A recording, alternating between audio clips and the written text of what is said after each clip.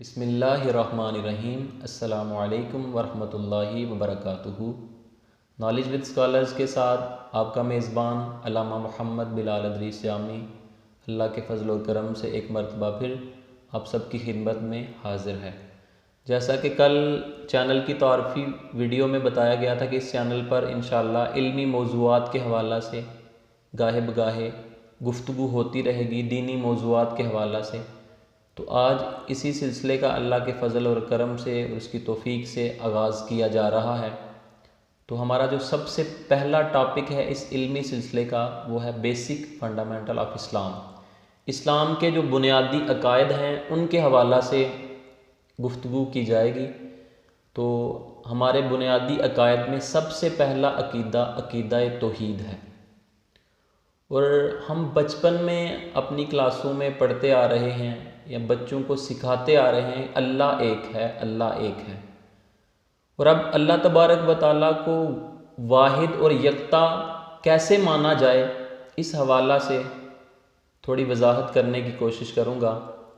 अल्लाह तबारक व तआला को वाहिद मानने के जो तरीक़े हैं, रास्ते हैं, सबसे पहला जो तरीक़ा है अल्लाह को वाहिद मानने का कि अल्लाह तबारक व तआला की ज़ात एक है और अल्लाह अपनी ज़ात में यकता है, यानी अल्लाह वाहिद है, ना ही उसकी कोई औलाद है और ना ही वो किसी की औलाद है।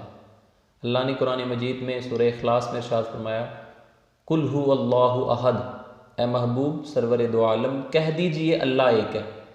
तो जब अल्लाह का हुक्म आ गया अल्लाह एक है तो नो डिबेट, कोई डिबेट बाकी नहीं बचती कि अल्लाह एक है, बस इस पर हमने यकीन करना है, मानना है।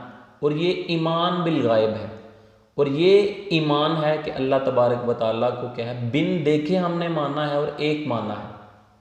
ना ही उसकी कोई औलाद है और ना वो किसी की औलाद है। लम यलिद व लम यूलद, यानी अल्लाह तबारक व तआला की ना कोई औलाद है और ना वो किसी की औलाद है। तो अगर हम खुदा की तरफ किसी को मंसूब करते हैं उसकी ज़ात में, या उसको किसी का बेटा मानते हैं या किसी को उसका बेटा मानते हैं, तो ये शिरक है। और जिसके बारे में कुरान में अल्लाह तबारक व तआला ने इरशाद फरमाया, इन्न शिरक लज़ुल्मुन अज़ीम, बेशक शिरक बहुत बारी जुल्म है, बहुत बड़ा जुल्म है और ये कबीरा गुनाहों में से है। तो अल्लाह को वाहिद मानना है, वो अपनी ज़ात में अकेला है, वाहिद है, तन्हा है। और दूसरा वे जो अल्लाह तबारक व तआला को वाहिद यकता मानने का है कि अल्लाह अपनी सिफ़ात में, अल्लाह अपनी ख़ूबियों में भी वाहिद और यकता है। अल्लाह की ख़ूबियाँ ये हैं कि अल्लाह तबारक व तआला रब्बुल मशरिकैन वल मगरिबैन, वो मशरिक और मगरिब का रब है। खलकल मौत वल हयात, अल्लाह की ख़ूबी है कि उसने ज़िंदगी और मौत को पैदा किया। अल्लाह की ख़ूबी है कि वो आसमान से बारिश को नाज़िल फरमाता है। अल्लाह की ख़ूबी है कि वो लोगों को रिज़्क़ फराहम करता है। अल्लाह की ख़ूबी है ना उसे नींद आती है ना उसे ऊँघ आती है। अल्लाह की ख़ूबी है जब वो किसी चीज़ को करने का इरादा करता है तो कहता है कुन फ़यकून, बस वो हो जाती है। तो ये ख़ूबियाँ अगर हम किसी इंसान में शुमार करें, किसी ऐसे शख्स में शुमार करें कि अल्लाह तबारक व तआला जैसी ख़ूबियाँ किसी में शुमार करें, तो ये बहुत बड़ा शिरक है। तो अल्लाह को उसकी सिफ़ात में वाहिद और तन्हा माना जाए, ये अल्लाह तबारक व तआला की ज़ात को वाहिद और यकता मानने का हक़ है।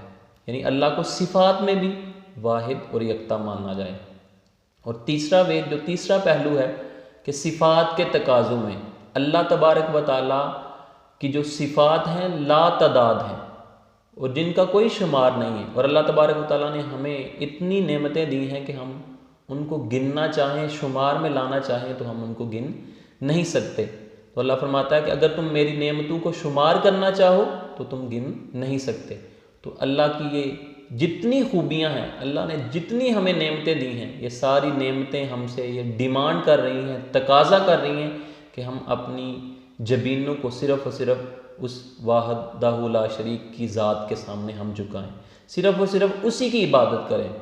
तो अल्लाह को वाहिद मानने का जो तीसरा वे है कि अल्लाह ही इबादत के लायक है। कुरान में अल्लाह इरशाद फरमाता है, व इलाहुकुम इलाहुम वाहिद, तुम्हारा मबूद सिर्फ़ एक ही मबूद है, यानी उसी के सामने अपने सरों को झुकाया जाए, उसी के सामने सजदा रेज़ी की जाए, उसके अलावा किसी की इबादत जायज़ नहीं। उसके अलावा किसी को सजदा करना ये बहुत बड़ा गुनाह है, शिरक है। और हमारी शरीयत इसको हराम ठहराती है। तो ईमान हमारी ज़िंदगी का सबसे अहम जुज़ है, हमारे ज़िंदगी हमारे वजूद के लिए एक ताकत का बायस है। और ईमान के हवाला से एक हदीस मुबारका नबी करीम अलैहिस्सलाम ने फरमाया कि उस शख्स ने ईमान की हलावत को चख लिया, ईमान की मिठास को चख लिया कि जिसे अल्लाह और उसके रसूल सल्लल्लाहु अलैहि वसल्लम तमाम दुनिया से महबूब हो जाएं। तो अल्लाह को मानने का यही बेहतरीन तरीका है, बेहतरीन वे है कि अल्लाह को ज़ात में, सिफ़ात में और सिफ़ात के तकाज़ों में यानी इबादात में अल्लाह को वाहिद और यकता माना जाए।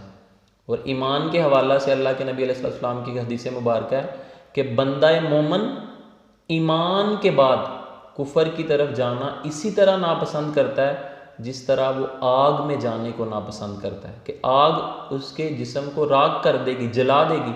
और ऐसे ही जब ईमान की कुव्वत, ईमान का नूर उसके दिल में, उसके दिमाग में, उसके बदन में मोजज़न हो जाता है, तो फिर वो इंसान कुफर की तरफ जाने को सख्त नापसंद करता है। और एक और हदीस मुबारक ईमान की ही अहमियत के हवाला से नबी करीम अलैहिस्सलाम ने फरमाया बरोज़ हशर सारे रिश्ते, सारे सिलसिले, सारे रिश्ते मुनक़ते हो जाएंगे, काट दिए जाएंगे, लेकिन एक ही रिश्ता बाकी रहेगा। वो कौन सा रिश्ता है?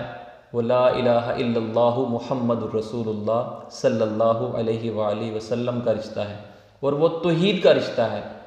तो मेरे दोस्तों, मेरे भाइयों, यही पैगाम है, यही आज की गुफ्तगू का मरकज़ है, महवर है कि अपना जो ईमान है उसकी हिफाजत करें, अपने ईमान का कभी सौदा ना करें और अल्लाह को ऐसे माने जैसे अल्लाह को वाहिद और यकता मानने का हक़ है।